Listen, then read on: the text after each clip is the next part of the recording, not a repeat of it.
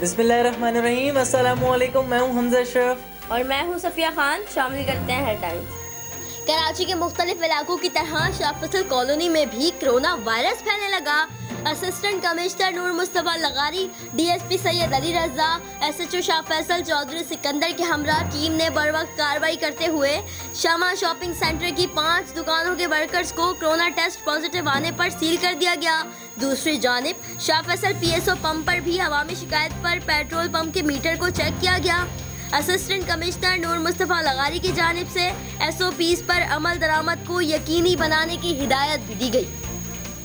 वजीर आला सिंध के वजीर आजम से शिकवे शिकायतें और तारीफ साथ साथ मार्केट से जो ऑर्डर्स दिए वो वेंटिलेटर्स अब तक मौसूल नहीं हुए।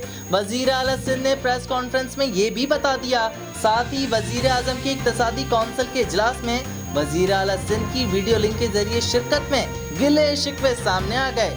माइक बंद करने का इल्जाम लगा दिया। कहा शायद वजीर आजम का स्टाफ कंट्रोल में नहीं है। मुराद अली शाह साहब साथ ही वजीर आजम की तारीफ के पुल बांधते रहे।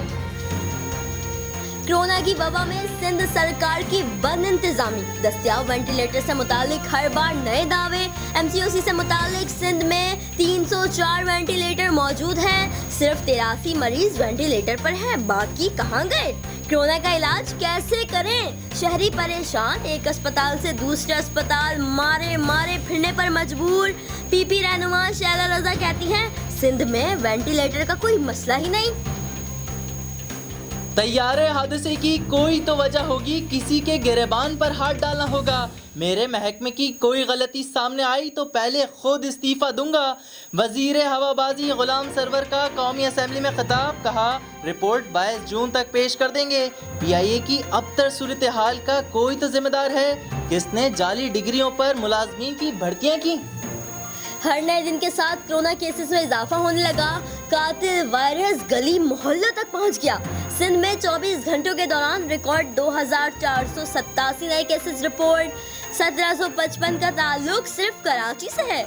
मुल्क भर में 83 अफराद लुकमा अजल बन गए। 5385 रिकॉर्ड केसेस सामने आ गए। मजमूई तादाद 1,13,702 तक जा पहुंची। कौमी असम्बली में स्टील मिल्स मुलाजमीन को फारिग करने के खिलाफ पीपल्स पार्टी का एहतजाज। जाले रुकन आगा रफीक ऐवान ने प्ले कार्ड्स ले आए।